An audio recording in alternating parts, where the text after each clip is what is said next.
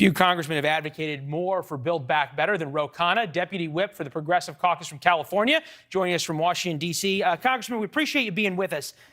Is there going to be a vote on this week? I hope so. There certainly will be a vote on it in the next couple of weeks. It depends on when we get the CBO score, but the plan is to try to do it this week. But it was a big win today. I mean, bipartisan bill that the president delivered. You could see the energy at the White House signing ceremony that I was honored to attend. Well, I know you had a lot to do with it. You also had a lot to do with bringing the Progressive Caucus along to vote for the infrastructure plan before Build Back Better, which had at one point been linked. We talk about Build Back Better. The vote in the House is in a way academic because the vote that really matters is the vote in the Senate. Joe Manchin, most powerful man in D.C. without a nuclear code, we saw this. Joe Manchin objects to another Build Back Better policy, everything the senator is opposed. Paid family leave, tax credit for union-made electric vehicles, clean energy performance program, Medicare expansions. If he opposes all of those things and sticks to his guns, is there a Build Back Better plan? There is, and I've spoken with Senator Manchin. There are a lot of things he's for. He's for the child tax credit, which would be $300 for every working family with kids. He's for universal preschool. He's for the child care provisions. So, and he's for actually a lot of climate provisions, the investment in renewable energy and energy efficiency. Of course, there's going to be a compromise, but I believe it'll be around the president's framework, and I think he will get to a yes.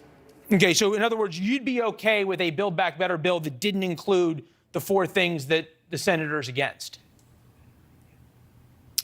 Those things, most of those things are not in the president's framework that he presented to Congress. So what the president presented was already a compromise. Obviously, I'd be for the policies you mentioned, but the president was pretty realistic, and he said, look, this is what he thinks he can get passed.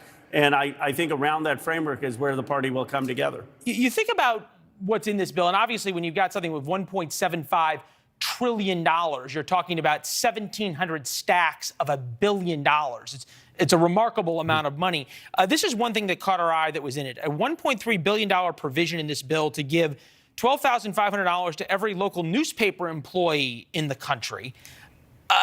I know the First Amendment enshrines the right to a free press, but doesn't enshrine that we will be paid for one.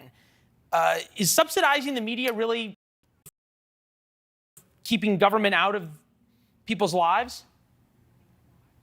Well, that money is actually going to go to rural newspapers. A lot of those newspapers may have a conservative slant. I'm for helping rural newspapers in this country. I'm for helping community papers. It's not going to the New York Times or the Washington Post or the big national papers, but I think every community in this country should have their local paper. And more generally, you know, $1.75 trillion is over 10 years, and it's actually less than 1% of our GDP, and it's far less than our defense budget. It's, you know, our defense over 10 years is about $7.5 trillion. So I think we have to put the numbers in context. It's interesting when you say this because both of these plans, you rightly point out, and you've done so on the program before, bipartisan infrastructure, 65%, 31% opposed. Build Back Better, 62% support, 35% oppose. It's hard to get people to agree on what kind of ice cream they like anymore, much less 65% of Americans supporting something. Given these numbers, why has it been so hard to get done? This is democracy. You know, we're not China. We're not Russia. President doesn't get up and say, do what I want. It's tough, and it's supposed to be tough. We all represent different interests, different constituencies. But, you know, that's how democracy is supposed to work, and I'm proud that we got it done with infrastructure. I'm proud we're going to get it done eventually with Build Back Better, and it's going to be in the next few weeks. And I don't apologize for having a democratic system. I'm glad we have that as opposed to Xi Jinping's system. Yeah, well, we're going to be talking about that system here in a few minutes. Real quick, though, is there a contingency plan if Manchin digs in his heels on more and the president's framework falls apart? The president is as committed to this as anything. He needs to get it done, and he believes, as I do, that this will cut costs, cut child care costs, cut insurance costs, cut prescription drug costs. He is the person who can convince Senator Manchin, and I'm confident he will. If not, you know, I mean, I think he will continue to fight for the agenda. But I believe that Senator Manchin wants to have this happen. All right. Sounds good. Congressman, it's always good to see you. We appreciate you taking the time, especially as I know you're busy up on the Hill whipping votes, sir. Well, congratulations on the new show. Always great to be on. Oh, well, thank you.